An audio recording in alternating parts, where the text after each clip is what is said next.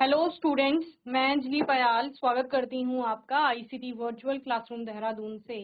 कैसे हैं आप सब लोग? उम्मीद करती हूँ आप सब लोग अच्छे होंगे और अपनी लाइफ में बहुत बेहतर कुछ कर रहे होंगे। आज हम बात कर रहे हैं क्लास 10th के साइंस की और आज आपका नया चैप्टर हम लोग स्टार्ट कर रहे हैं, carbon and it's compounds. Carbon एवं उसके यौगिकों पर हम लोग यहाँ पर बात करेंगे। और कार्बन व उसके यौगिकों में हम देखो, सबसे पहले वर्ड नाम क्या आया आपका? कार्बन। तो उस कार्बन के बारे में बात कर लेते हैं। कार्बन, जिसका सिंबल आप लोग क्या लिखते हो? प्रतीक क्या है उसका? सी, कैपिटल सी है ना। और अगर हम परमाणु का क्रमांक देखें इसका, यानी एटॉमिक नंबर जेड कितना होता है? 6, यानी नंबर ऑफ इलेक्ट्रॉन्स ऑल्सो 6। अब 2n² के बेसिस पर अगर आप कोशों में इसका वितरण करते हैं तो पहली कोश में आपको पता है कितने आते हैं? 2 K में, ठीक है। उसके बाद L में आपके बचे हुए 4 आ जाएंगे। तो इस प्रकार का कोशों में इलेक्ट्रॉनों का वितरण आपको देखना पड़ेगा, देखने को मिलता है। यदि हम इसका इलेक्ट्रॉन डॉट स्ट्रक्चर बनाते हैं तो ये आपका नाभिक है, ठीक है। इसके पहली कोश में 2 इलेक्ट्रॉन और दूसरी कोश में कितने? 4 इलेक्ट्रॉन, ठीक है। ये सर्कल आप सही से बना लेंगे। इस प्रकार का आपका इलेक्ट्रॉनिक स्ट्रक्चर इसको देखने को मिलता है आपका, या आप बोलें इलेक्ट्रॉन डॉट स्ट्रक्चर भी बोल सकते हैं इसको। तो बाह्यतम कोश कौन सी है? एल वाली है, ठीक है ना। उस बाह्यतम कोश में आपके 4 इलेक्ट्रॉन है, अंदर वाली कोश में 2 इलेक्ट्रॉन है। 2-4 का कॉन्फ़िगरेशन मैंने आपको बता दिया, या इलेक्ट्रॉन डिस्ट्रीब्यूशन आपको बता दिया गया है यहाँ पर। अब होगा क्या, इस कार्बन को क्या करना है? इनर्ट गैस के समान आपका अपना इलेक्ट्रॉनिक कॉन्फ़िगरेशन बनाना है, समझ रहे? यानी अपनी आउटर मोस्ट शेल में 8 इलेक्ट्रॉन पूरे करने। तो इसके पास 4 इलेक्ट्रॉन है, ये 8 आपका इलेक्ट्रॉन पूरे कैसे करेगी? या तो ये 4 इलेक्ट्रॉन ग्रहण करेगी और ये 4 इलेक्ट्रॉनों का आपका क्या करेगी? दान करेगी। यही हो सकता है ना। लेकिन हम लोग पढ़ते हैं कि जो कार्बन होता है वो आयनिक बॉन्डिंग नहीं करता है। क्या नहीं करता है? आयनिक बॉन्डिंग आपका नहीं करेगा। समझ रहे हैं क्या बोला मैंने आपको? कार्बन आयनिक बंध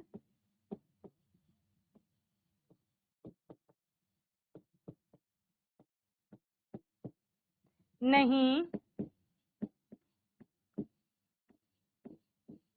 बनाता है। कार्बन आयनिक बंध नहीं बनाता। जब वो आयनिक बंध नहीं बना रहा है, इसका मतलब ना ही वो इलेक्ट्रॉनों को ग्रहण कर रहा है, ना ही वो इलेक्ट्रॉनों का त्याग कर रहा है। उसके अगर वो इलेक्ट्रॉनों को ग्रहण करता है, हमने क्या बोला? इलेक्ट्रॉनों की संख्या कितनी है? 6 है, जिसमें कि 2 पहली में और 4 दूसरी में है। अगर वो इलेक्ट्रॉन ग्रहण करेगा, बाह्यतम कोश में उसको 8 पूरे करने हैं, उस केस में क्या होगा आपका? 2 के स्थान पर उसके पास यहाँ 4 और आ जाएंगे, यानी 10 आ जाएंगे। क्या हमने बोला? 4 इलेक्ट्रॉन ग्रहण करने पर,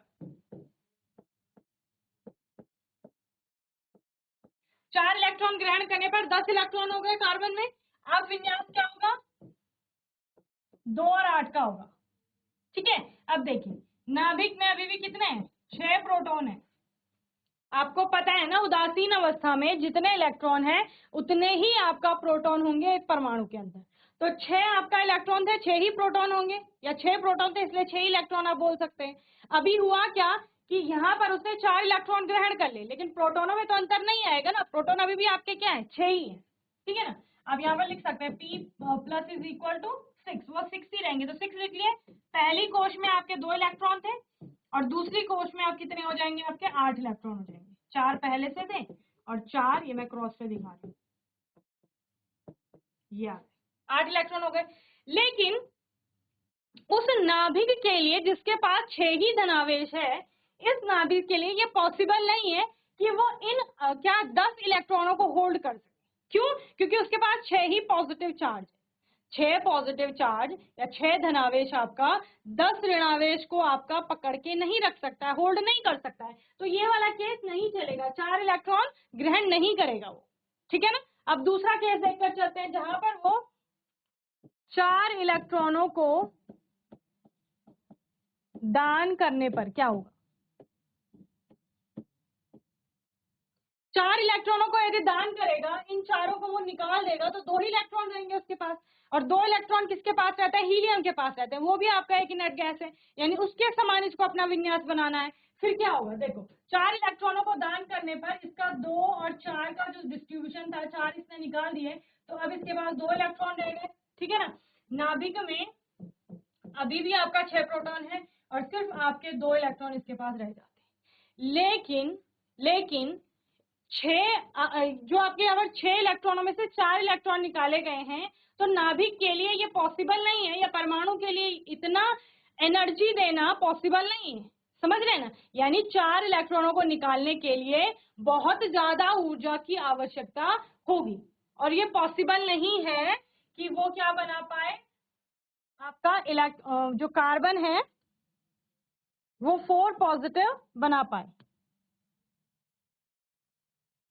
यानी C4 पॉजिटिव ये भी पॉसिबल नहीं है, और C4 निगेटिव ये भी पॉसिबल नहीं। समझ रहे हैं ना? 4 निगेटिव कब था? जब वो 4 इलेक्ट्रॉन ले रहा था, और 4 पॉजिटिव कब था? जब वो 4 इलेक्ट्रॉन बाहर निकाल रहा था। तो दोनों ही पॉसिबल नहीं है। जब वो पॉजिटिव भी नहीं बना पा रहा है, निगेटिव भी नहीं बना पा रहा है, इसका मतलब वो आयनिक बॉन्डिंग नहीं कर पा रहा है।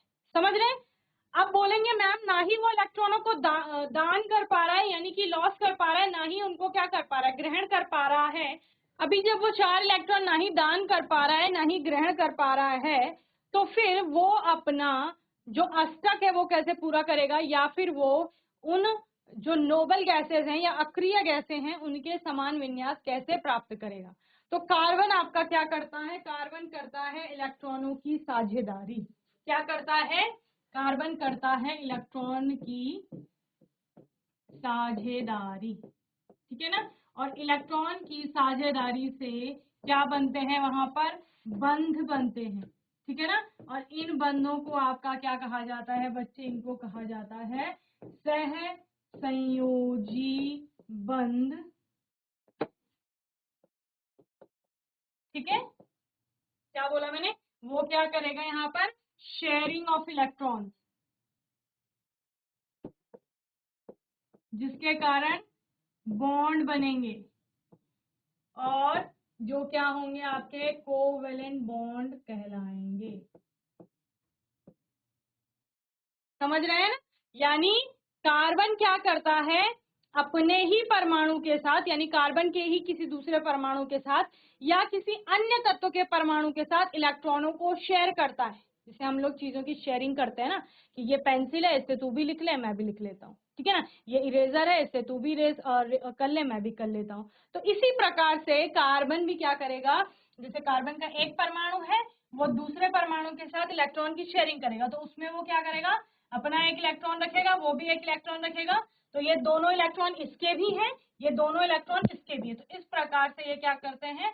शेयरिंग करते हैं। तो ये शेयरिंग के कारण, म्यूचुअल शेयरिंग के कारण इनके बीच में एक बंध बनता है। जैसे हम लोग उस पेंसिल को शेयर कर रहे हैं आपस में, तो हमारे बीच में भी एक बंध बनेगा, ठीक है ना। एक रिलेशनशिप, एक बॉन्ड फॉर्म होगा, फ्रेंडशिप का हो सकता है, ठीक है ना।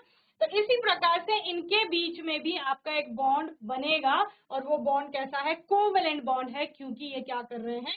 अपने इलेक्ट्रॉनों को साझा कर रहे हैं या शेयर कर रहे हैं। समझ रहे हैं ना?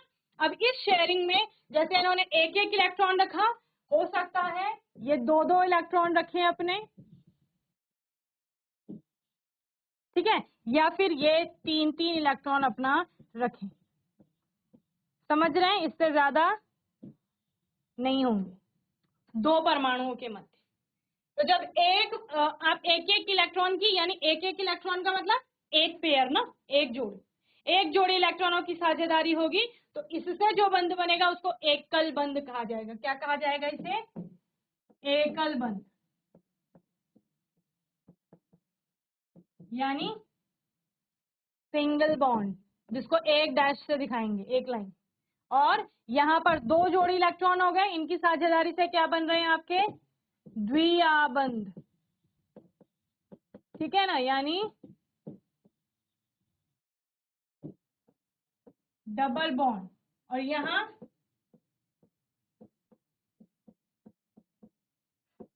त्रिआबंध यानी कि ट्रिपल बॉन्ड, समझ रहे हैं? इस प्रकार, चलिए नोट करिए।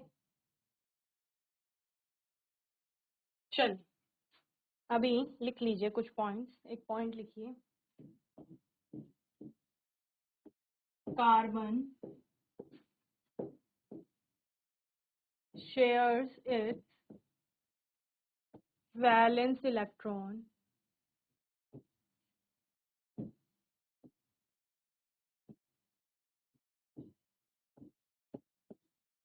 atom of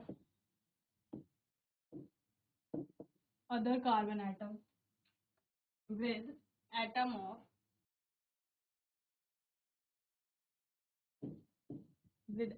of other carbon and with and और लिखिए और या, ठीक है ना, और with atom of other element, okay, or with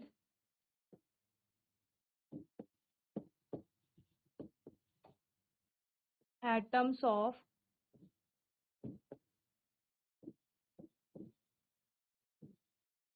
other elements, okay। चलिए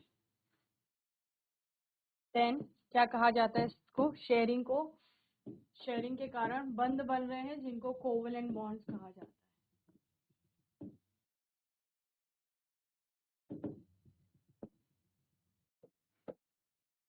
चलिए कोवेलेंट बॉन्ड के बारे में लिखें।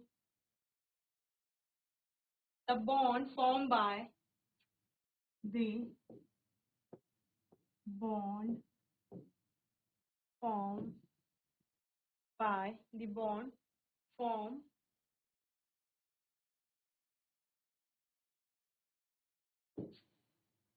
by mutual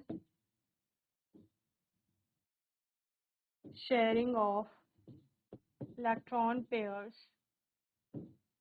mutual sharing of electron pairs between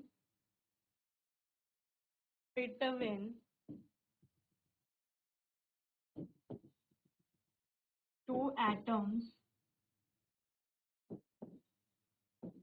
in a molecule is called covalent bond. Molecule is called or is known as covalent bond.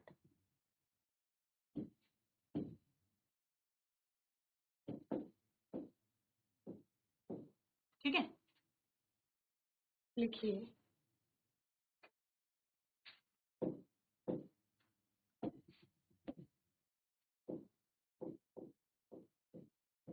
दो परमाणुओं के मध्य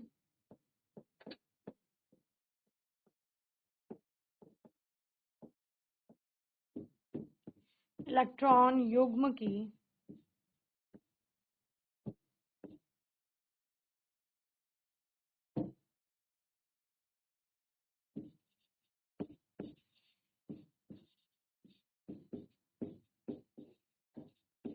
साझेदारी से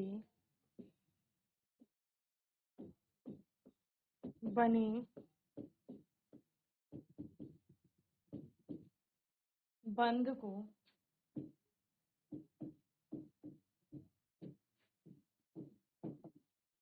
सहसंयोजी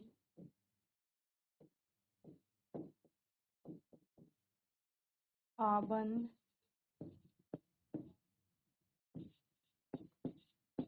कहा जाता है। ठीक है, the bond formed by mutual sharing of electron pairs between two atoms in a molecule is known as covalent bond. दो परमाणुओं के मध्य इलेक्ट्रॉन युग्म की साझेदारी से बने बंध को सहसंयोजी आबंध या सहसंयोजी बंध कहा जाता है। चलिए अभी टाइप्स पर बात कर लेते हैं। टाइप्स किसके, कोवेलेंट बॉन्ड्स के, यानी प्रकार। ठीक है,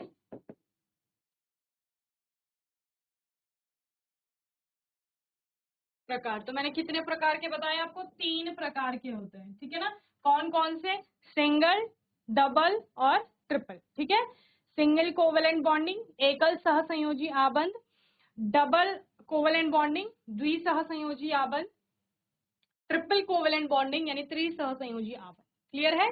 चलिए पहला लिखिए, सिंगल कोवेलेंट बॉन्ड। ठीक है, सिंगल कोवेलेंट बॉन्ड में क्या होगा? 2 परमाणुओं के मध्य एक जोड़ी इलेक्ट्रॉनों की साझेदारी हो रही होगी, तो उसी को आपका क्या कहा जाएगा? सिंगल कोवेलेंट बॉन्ड कहा जाएगा। क्लियर है? चलिए विद एग्जांपल हम लोग इसको समझेंगे। When a single pair of electrons, when a single pair of electron shared between electron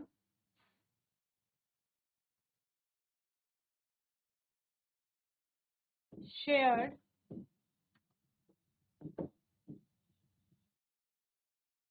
between 2 atoms। ठीक है ना, इसको क्या कहा जाता है? सिंगल कोवेलेंट बॉन्डिंग कहा जाता है। एग्जाम्पल जैसे H2, F2, Cl2 एक्सेट्रा। ठीक है, चलो देखो, एकल सहसंयोजी आबंध।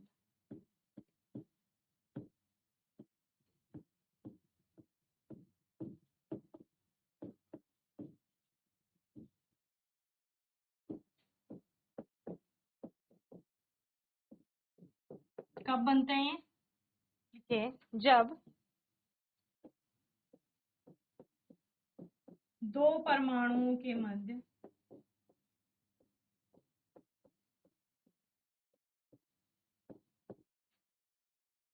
जब 2 परमाणुओं के मध्य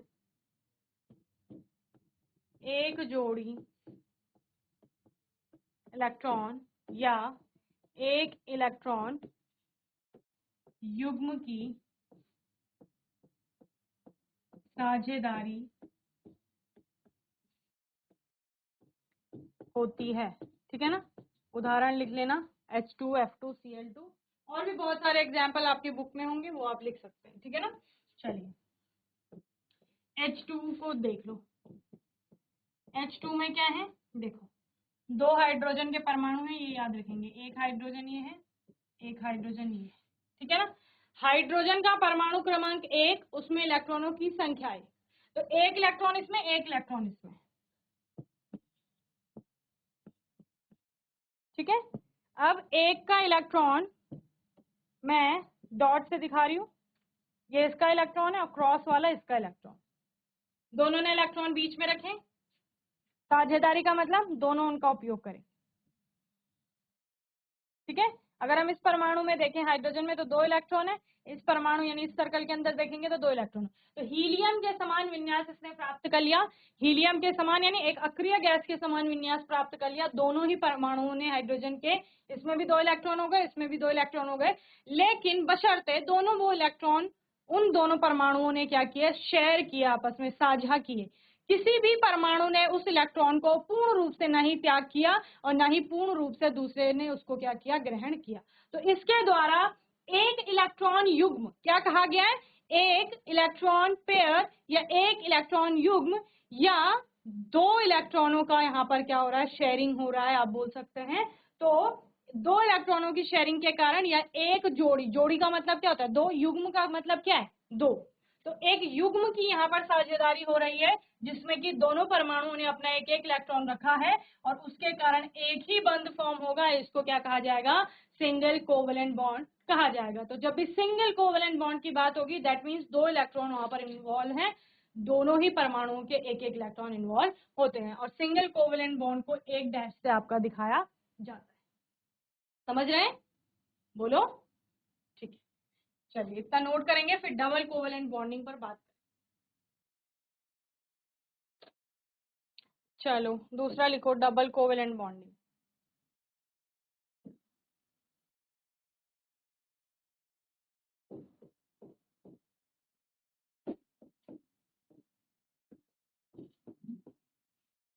डबल कोवेलेंट बॉन्ड में देखो कुछ कुछ नाम से भी समझ लो। एकल का मतलब एक युग्म की साझेदारी थी, डबल का मतलब दो युग्म की साझेदारी होगी, द्विआवन जिसे हम कह रहे हैं।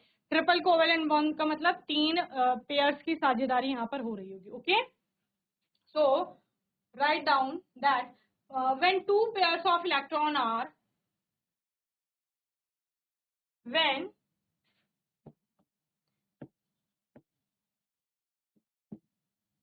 two pairs of electron are shared between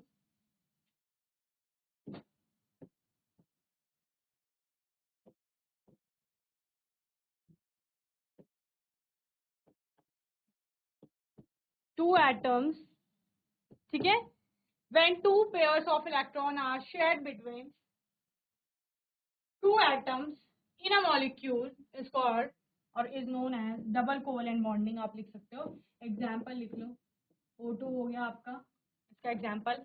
oxygen और ऑक्सीजन के बीच में यहाँ पर डबल कोवेलेंट बॉन्डिंग होती है, और CO2 में कार्बन डाइऑक्साइड। कार्बन डाइऑक्साइड अभी पहले वाले में आपने सिर्फ एलिमेंट्स के मॉलिक्यूल देखे थे, यहाँ पर कंपाउंड के भी मॉलिक्यूल आते हैं जिनके बीच में कोवेलेंट बॉन्डिंग होती है। तो ऑक्सीजन का हो गया, कार्बन डाइऑक्साइड का। लिखिए द्विसहसंयोजी आबंध, द्विसहसंयोजी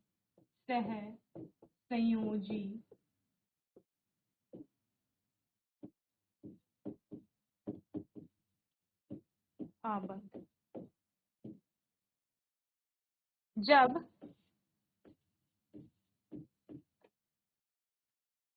दो इलेक्ट्रॉन युग्मों की साझेदारी दो परमाणुओं के मध्य होती है, या जब दो परमाणुओं के मध्य, ऐसे लिखिए, जब दो परमाणुओं के मध्य दो इलेक्ट्रॉन युग्मों की साझेदारी होती है, ठीक है। तो उससे आपके क्या बन रहा है, डबल कोवेलेंट बॉन्ड यहाँ पर बन रहा है। ओके, कौन सा मॉलिक्यूल है, O2 है आपका। O2 में आपके हैं दो ऑक्सीजन। जनरली हम सबसे बाह्यतम कोश यहाँ पर आपका दिखाते हैं, अंदर वाली कोश में हम लोग बात नहीं कर रहे हैं। यानी कि ऑक्सीजन में आपका कितने इलेक्ट्रॉन होते हैं, 8 इलेक्ट्रॉन होते हैं। अगर वितरण देखें 2 और 6 का होता है, तो 2 वाले का हम बात ही नहीं करेंगे, हम 6 वाले के बाह्यतम कोश के इलेक्ट्रॉनों की शेयरिंग भी जो होगी वो बाह्यतम कोशों के इलेक्ट्रॉनों के मध्य हो रही होगी, ठीक है। तो बाह्यतम कोश में इसके कितने, 6 इलेक्ट्रॉन, 6 इसमें होंगे, 6 इसमें होंगे। अब देखिए किस प्रकार से इलेक्ट्रॉनों की साझेदारी करेंगे। इसके इलेक्ट्रॉन में डॉट से दिखा रही हूँ, 4 इलेक्ट्रॉन ये हो गए। 2 इलेक्ट्रॉन में ये डॉट से दिखा रही हूँ, इसके इलेक्ट्रॉन में क्रॉस से दिखा रही हूँ, 2 ये हो गए, 2 ये 4 और 2 ये 6, ठीक है ना। अब इनको क्या करना है, बाह्यतम कोश में 8 इलेक्ट्रॉन पूरी करने हैं, तो हो गए इसके 8, 2 2 4 2 6 और 2 इसके साथ ये है, ठीक है ना। ये तो यहाँ पर दो युग्मों की, दो जोड़ी इलेक्ट्रॉनों की साझेदारी हुई, दो जोड़ी हुई ना, एक पेयर ये हुआ एक ये हुआ। तो इस प्रकार से डबल बॉन्ड को डबल डैश से आपका दिखा, ठीक है ना। दूसरा मॉलिक्यूल किसका, कार्बन डाइऑक्साइड का, इसको बनाएंगे आप लोग घर में। ओके, नोट करिए जल्दी से। चलिए तीसरा है आपका triple covalent bonding.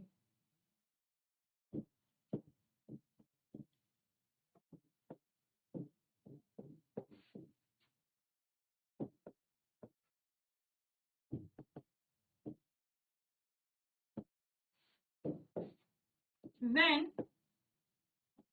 three pairs of electrons are shared between between two atoms in a molecule. Example N2. ठीक है, लिखिए 3 सहसंयोजी आबंध।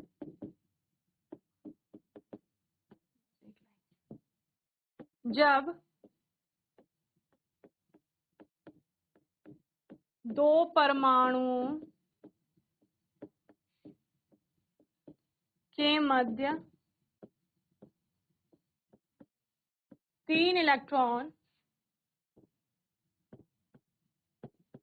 युग्मों की साझेदारी होती है तो उससे आपका क्या बनते हैं बच्चे, यहाँ पर त्रिसहसंयोजी आबंध बनते हैं। N2 मैंने एग्जांपल दिया है जिसमें नाइट्रोजन और नाइट्रोजन, दो नाइट्रोजन एटम के बीच 3 इलेक्ट्रॉन पेयर्स की साझेदारी होती है, यानी त्रिआबंध बनते हैं। उसको आप बना करके लाएंगे। आने वाले सेशन में हम लोग इलेक्ट्रॉन डॉट स्ट्रक्चर पर आपका बात करेंगे। किस पर बात करेंगे? Electron dot structure. और ये इंपॉर्टेंट है आपका, इससे आपका क्वेश्चन आता ही आता है। ठीक है, चलिए बाकी अभी तक जितना पढ़ा है उसको रिवाइज करते रहेंगे साथ साथ। कोई डाउट आएगा, क्वेश्चन आएगा तो आने वाले सेशन में आप लोग पूछ लेंगे। और तब तक के लिए आईसीटी वर्चुअल क्लासरूम से जुड़ने के लिए धन्यवाद।